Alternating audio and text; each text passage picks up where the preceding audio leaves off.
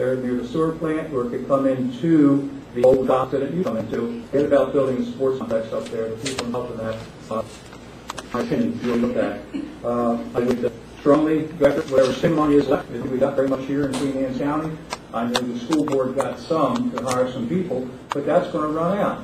So in a year or two, we'll be faced with trying to find a paycheck for these people that were brought in under the stimulus plan. I would also encourage a background check on all candidates after the primary election to make sure you know the people that's going to be running your government for the next 4 years, which are going to be extremely, extremely difficult periods for us, and we're going to have to make some hard decisions. Stop. Thank you. Mr. Brown. As I said, we need to support our core businesses, but in addition to that, I think we have some opportunities for some high-tech jobs. I understand the track part didn't work out as we had planned, but as we speak, they've bulldozed the golf course at Fort Meade, and now they're building a huge cybersecurity center. I think what we need to do is get our economic people across the bridge, start talking to these people, talking to the contractors that are supporting them. I think we have enough infrastructure to support them with broadband and to do some telecommuting, as well as to bring some of those jobs over here into the business park. And thank you all for coming. If you have any additional questions, you can email me at frank@frankfirm.com or check out my website, frankfirm.com. Thank you. Mr. Denmark. I can't emphasize enough really the significance of this election as it relates to the total shaping of our county. The choice is really yours, and you can heard a lot of talk here about development and things like that. But you can allow the developers to take control and then push the sprawl deeper and deeper our quiet areas of this county, or in traffic congestion, burdening the already crowded schools, and straining the resources of our emergency services. Or you can take control of this county by using smart growth planning that will allow the county to grow in a way that will protect our quality of life that we cherish. And I refuse to be falsely labeled a pro-growther or a no-growther. And those things have been thrown at me.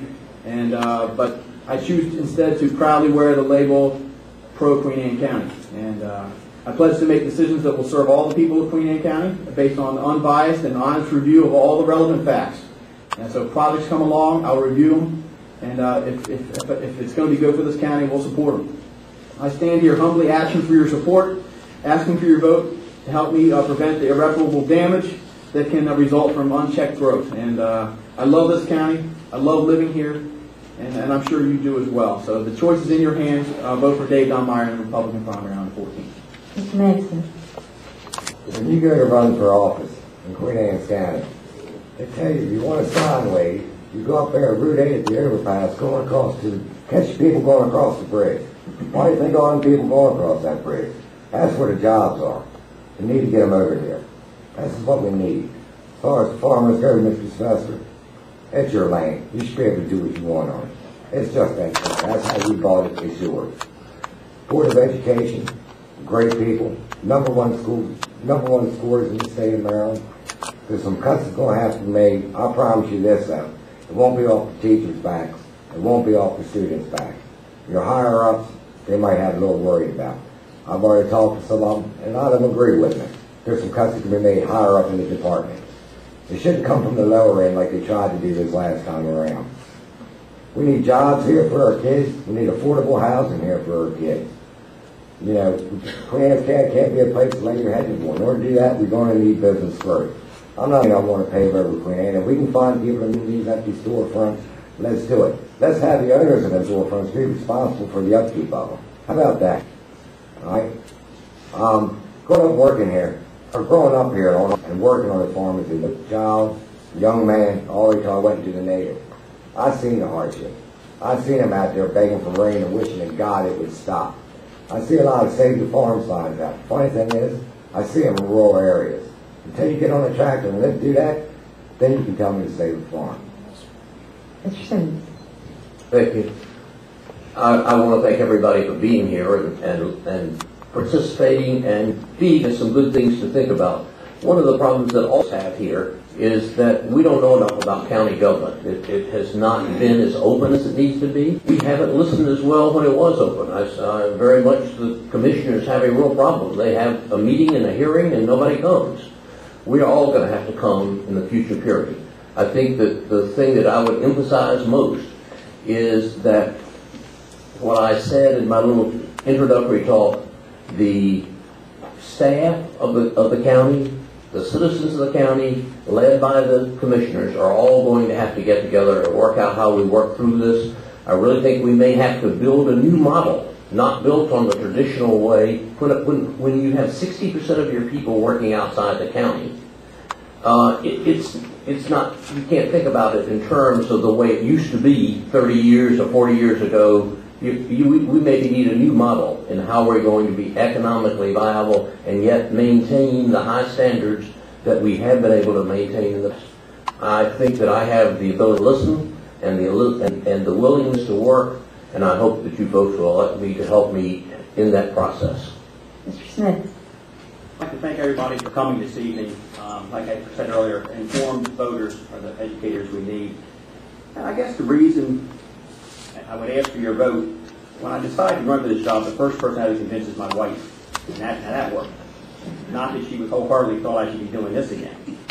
But we're vested in Queen Anne's County, not just my home, but our family. And that makes a difference when you've been here and you know what's going on, you've been for a while. There's so many little things that I'm familiar with that I think I could help with this county. We talk about maintenance of effort. That's based on September the 30th school enrollment. We know September 30th, roughly where our maintenance effort's going to be. We can project some of these things so we don't come in May and know we have serious problems. There's no silver bullet. There's going to be some hard decisions to be made. But working together, I think we can make those. Everybody was going to feel pain. Everybody's going to be unhappy. I guarantee you, nobody will like county commissioners after this next budget. It's going to be tough. But the one thing we do have in this county is a great quality of life. That's how we can attract the businesses we want here. To get a CEO, when he comes over here, and we've heard this in the past, well, I came over here, I hunted here, I sailed here. Well, then they'll bring their companies here. And we can ask what we want from them. We don't have to give them major incentives. We can sit there and say, we have a great county to live in, and they can move here because we have a good educational system, we got a good public safety system. We just all need to work together, and I think some civil debate will go a long way. And I think most of the county is a lot closer than some of the splinter groups we have. Thank you. Mr. Durham. The pursuance of economic development, it's an easy word to throw around. When I use it, I mean an aggressive approach to try to get businesses on shore to come over here. We certainly have a lot of qualified folks that live over on this side of the bridge, and I'm sure would rather not commute if they didn't have to. I'm talking about biotech industry to support our ag business that we have here already on the Eastern Shore. Information technology, small manufacturing. I mean, if you take the equation of county employees out of the job that are available here, Paul Reed Smith Guitars is one of the largest employers.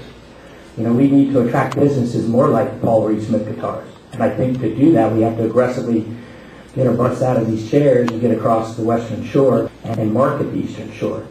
Controlled spending. Again, budgetary priorities and spending priorities have to be looked at carefully.